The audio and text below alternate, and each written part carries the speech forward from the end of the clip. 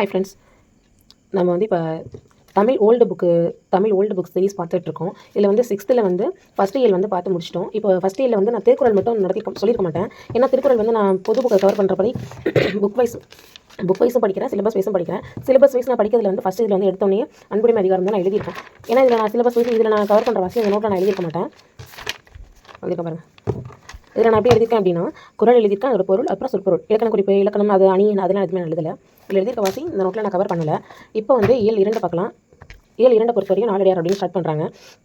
நாலடியாரை சமண முனிவர்கள் எழுதியிருப்பாங்க. இதில் சமண முனிவர்கள் பலர் எழுதியிருக்க வாசி அவங்களோட இயர்ஸ் நான் கொடுக்கல. இப்போ வந்து பாடல் பார்க்கலாம். நாய்க்கால் சிறுவீரல் போல் நன்கணியர் ஆயினும் ஈக்கால் துணையும் உதவாதார் நட்பெண்ணாம் செய்தானும் சென்று கொள்ளல் வேண்டும் செய்விளைக்கும் வாய்க்கால் அணையார் தொடர்பு அப்படிங்கிற ஒரு பாடலோட பொருள் நம்ம படித்தனாலே பொருள் நல்லா புரியும். நாயின் காய்விரல்கள் நெருங்கி இருக்கும், அதனைப் போல சிலர் நம்மோடு நெருக்கமாக இருப்பார்கள். ஆனால் அவர்கள் ஈயின் கால் அளவு கூட நமக்கு உதவ மாட்டார்கள். அப்படிப்பட்டவர்கள் நட்பால் நமக்கு என்ன பயன்?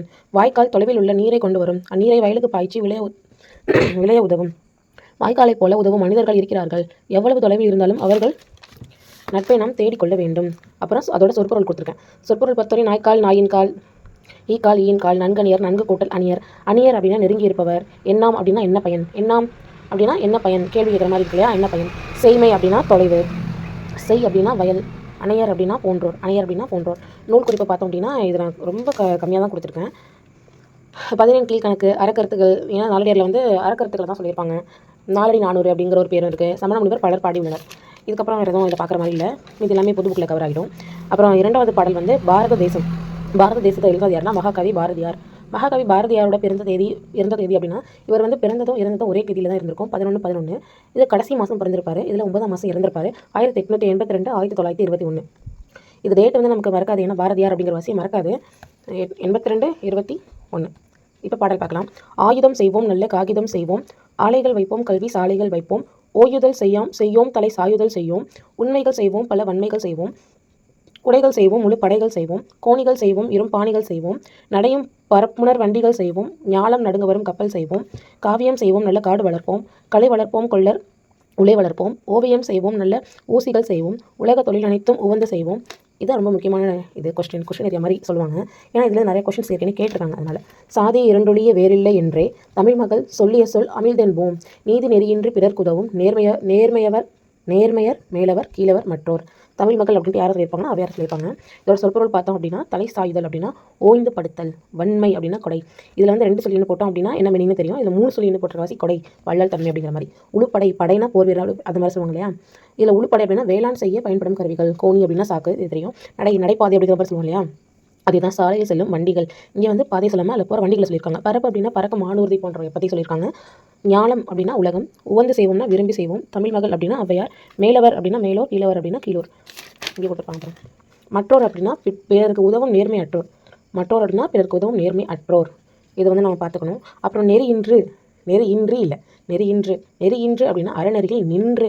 இதை மறந்துடவே கூடாது இந்த நின்று. ஏன்னா இது எனக்கு படிக்கும் போதே கொஸ்டினில் வந்து தப்பு பண்ணுற மாதிரியே தோணுச்சு. நெறியின்று அப்படின்னா அறநெறியில் நின்று. அப்புறம் ஆசிரியர் குறிப்பு கொஞ்சமாக தான் கொடுத்துருக்கேன், ஏன்னா நம்ம நிறையா படிப்போம்.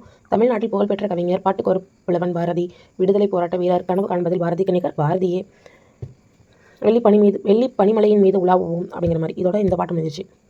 இப்போ ஒரே நடை. பறவைகள் பலவிதம். பறவைகளை பற்றின ஒரு லெசனை. இது வந்து பறவைகள் புகலிடம் அப்படின்ட்டு எதை சொல்லுவோம் அப்படிங்கிற மாதிரி கொடுத்துருக்காங்க. உலகம் முழுவதும் இருந்து பல நாட்டு பறவைகள் வந்து தங்கி இருக்கும் இடத்திற்கு பெயர் புகலிடம் அப்படின்னு. இது வந்து பூனாரை. இது வந்து நீரிலும் நிலத்திலும் வாழும் பறவையை பற்றி சொல்லியிருப்பாங்க. பூனாரை நிலத்திலும் அடர் உப்புத்தன்மை உள்ள நீரிலும் வாழும் கடும் வெப்பத்தை எதிர்கொள்ளும் தன்மை உடையது. இது பூனாரை பற்றி. அப்புறம் வந்து நீரில் வாழ்கிற பறவை, நிலத்தில் வாழ்கிற பறவை, மலைகளில் வாழ்கிற பறவை பற்றின இதெல்லாம் பாக்ஸ் கண்டென்ட் மட்டும் தான் எழுதியிருக்கேன். இப்போ சமவெளி மரங்களில் வாழும் சில பறவைகள் பற்றி பார்ப்போம். மஞ்சள் சிட்டு, செங்காகம், சுடலை குயில், பனங்காடை, தூக்குநாங்குருவி. நிலத்தில் வாழ்றது நீரில் வாழ்றது நம்ம மெமரி பண்ணிக்கிட்டோம் அப்படின்னா மலைகளில் வாழ்றது இது 2 இல்லாத இதில் உள்ளது அப்படிங்கிற மாதிரி நம்ம கொடுக்கலாம். இப்போ நீர்நிலையில் வாழும் பறவைகள் அப்படின்னா கொக்கு, தாளைக்கோழி, பவளக்காளி, ஆற்று உள்ளான், முக்குளிப்பான், நாரை, அரிவாள் மூக்கன், கரண்டிவாயன், ஊசிவால் வாத்து. இதெல்லாம் வந்து நீர்நிலையில் வாழும் சில பறவைகள். சில தான் கொடுத்துருக்காங்க. அப்புறம் வந்து மலைகளில் வாழும் சில பறவைகள். இருவாச்சி, செந்தாழை பூங்குருவி, மின்சிட்டு. சிட்டு அப்படின்னா நிலத்தில் வாழ்றதை நம்ம போட்டக்கூடாது. கருஞ்சில்லான், நீலகிரி நெட்டைக்காளி, பொன்முதுகு, மரங்கொத்தி வந்து மலையில் வாழ்றது. இதை வந்து நம்ம நிலத்தில் வாழ்கிற பறவைன்னு போட்டக்கூடாது. மரங்கொத்தி வந்து மலையில் வாழும் பறவை. சின்ன குருவான், கரெக்டாக தான் படிக்கிறேன்னு நினைக்கிறேன்.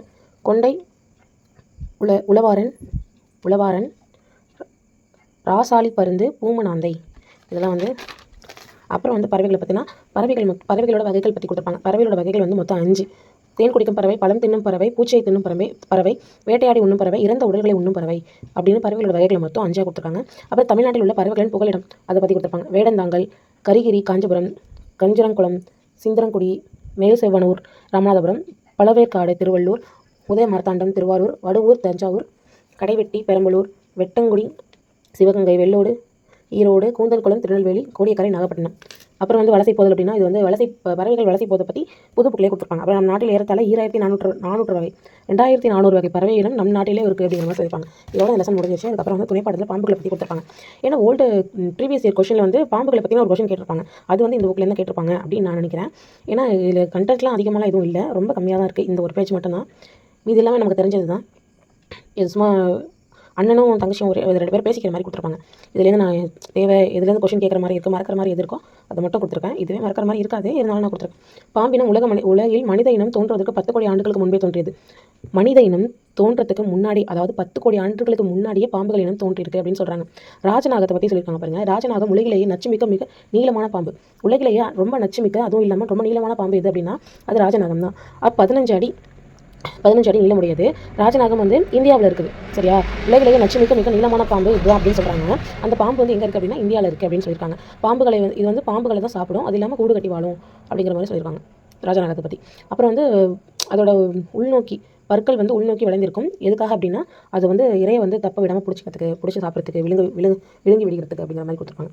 ராஜநாகத்தை பற்றி சில இது கொடுத்துருப்பாங்க. அதுக்கப்புறம் வந்து பாம்பில் வந்து எல்லா பாம்புமே ஊர்வனை வகையை சார்ந்தது. முட்டையிட்டு குஞ்சு பொரிக்கும். பாம்புனாலே முட்டை போட்டு தான் குஞ்சு பொரிக்கும் அப்படின்னு நம்ம எடுத்துக்கக்கூடாது. ஏன்னா சில பாம்புகள் குட்டியும் போடும்.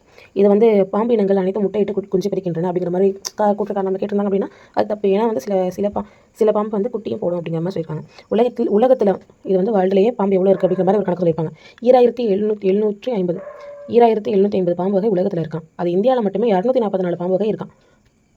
2000க்கு மேலே இருக்கிற பாம்பு வகையில் இந்தியாவில் மட்டுமே 244 பாம்பு இருக்குன்னு சொல்கிறாங்க. அப்புறம் வந்து நச்சுத்தன்மை கொண்ட பாம்பு இந்த 2000 சொச்சதுலேருந்து 52 பாம்புகளுக்கு வந்து நச்சுத்தன்மை இருக்குது இந்தியாவில் இருக்கிறது அப்படின்னு சொல்லியிருப்பாங்க. இதோட இந்த பாம்புகள் லெசன் முடிஞ்சிருச்சு. இப்போ வந்து இலக்கணத்தை பற்றி பார்த்தோம் அப்படின்னா இங்கே பாருங்கள். இன்னா அண்ணா அண்ணா வந்து உயிரெழுத்து, இன்னும் வந்து மெய் எழுத்து, இது வந்து உயிர்மை. இது மாதிரி கொடுத்துருக்காங்களா? இப்போ பாருங்கள், இந்த எழுத்து உயிர்மை எழுத்து தான் அன்றாடம் பயன்படுகிறது. ஆனால் இதுவும் உயிர்மை எழுத்து தான், ஆனால் அவ்வாறு பயன்படலை அப்படிங்கிற மாதிரி சின்னதாக கொடுத்துருப்பாங்க. இது நமக்கு தெரிஞ்சது தான். இது ஒரு புது புக்கில் இருக்கும். இது இருக்காது, இது அப்படியே இருக்கும். இது இருக்காது, ஆனால் இது இருக்கும். இப்போ சேர்த்தும் பிரித்தும் எழுதுவோம் அப்படிங்கிறத பற்றி சொன்னோம் அப்படின்னா நமக்கு ஏற்கனவே இந்த இதில் நம்ம பார்த்தோம் இல்லையா?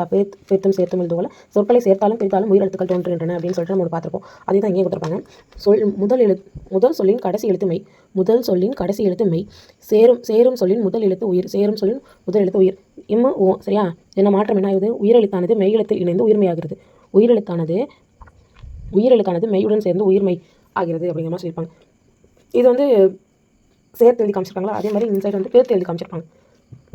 இதோட மாற்றம் என்ன? உயிர் எழுத்து தனியாக பிரிந்தது. இதில் வந்து எழுத்து வந்து தனியாக பிரிஞ்சிருக்கும். மெய் எழுத்து தனியாக, உயிர் எழுத்து தனியாக பிரிஞ்சிருக்கும். உயிர்மை எழுத்து இங்கே இருக்கிற உயிர்மை எழுத்து உயிரெழுத்து தனியாகவும் மெய் எழுத்து தனியாகவும் பிரிஞ்சிருக்கும். அதான் சொல்லியிருப்பாங்க இதில். அப்புறம் எழுத்துக்களும் உறவும் அப்படிங்கிறதுல வந்து இது வந்து மயங்கொலிகள் இருக்கு இல்லையா? அந்த டாபிக் மாதிரியே இது இருக்கும். இல்லை என்னென்னு பாருங்கள். தன் எழுத்துடன் மட்டுமே சேரும் எழுத்துக்கள். இப்போ வந்து இக்கு பக்கத்துலேயே இச்சு பக்கத்துலேயே இந்த மாதிரி அதோட எழுத்து பக்கத்துலேயே ஒரே எழுத்து மாதிரி இருக்கா? இது வந்து உடல்நிலை மெய் மயக்கம் அப்படின்னு சொல்கிறாங்க. இதை பாருங்கள், தன் எழுத்துடன் சேராது, அந்த எழுத்தோட சேராது, பிற எழுத்துக்களுடன் மட்டுமே தான் சேரும். அது மீதி அந்த எழுத்து கூட சேராமல் இது எந்த எழுத்து கூட வந்தாலும் அது வேற்றுநிலை மெய் மயக்கம். ஒரே எழுத்து வந்துச்சுன்னா உடல்நிலை மெய் மயக்கம். இது வேற்றுநிலை. இதை பாருங்களேன், இது என்னென்னு பாருங்க. இது வந்து சில நேரத்தில் உடல்நிலை மெய் மயக்கமாகவும் வரும், சில நேரத்தில் வேற்றுநிலை மெய் மயக்கமாக வரும். அதே எழுத்து அப்படின்னா இன்னும் இது மட்டும் பார்த்துக்கோங்க. ஏன்னா இது உடல்நிலை மெய் மயக்கம், இது வந்து ரெண்டுத்துலேயும் வரும் அப்படிங்கிற மாதிரி நம்ம புரிஞ்சுக்கலாம். அது பார்த்துக்கலாம். அப்புறம் வந்து குற்றம் மேற்கு. இந்த குற்றத்தில் இது ரெண்டும் வந்திருக்கா? இது என்ன சொல்லுவாங்க? உடல்நிலை மெய்மயக்கம்னு சொல்லுவாங்க. இதுவும் உடல்நிலை மெய்மயக்கம். இது பாருங்கள், இது வேற்றுநிலை மெய்மயக்கம். இது பாருங்கள், இதுவும் வேற்றுநிலை மெய்மயக்கம். இதோட 7 இடங்கள் முடிஞ்சிருச்சு. இதுலேயும் ஒரு அகரவரிசை இருக்குது பாருங்கள். இதுலேயும் அகரவரிசை. ஏன்னா நம்ம ஃபஸ்ட் ஒரு அகரவரிசை பார்த்தோமா, இப்போ 2வதுலேயும் அகரவரிசை இருக்குது. இந்த லெசனில் இருக்கிற வார்த்தையை கொடுத்து அகரவரிசைன்னு சொல்லிட்டு கொஸ்டின் கேட்குறாங்க. இது பாருங்கள், கக்கா கிகி கொக்கோ கேகே கை கொக்கோ. இதெல்லாம் நான் கரெக்டாக ஆகிட்டேன். ஃபஸ்ட் தான் கொஞ்சம் தப்பாக எழுதிருப்பேன். அவ்வளோதான், இதோட முடிஞ்சிருச்சு.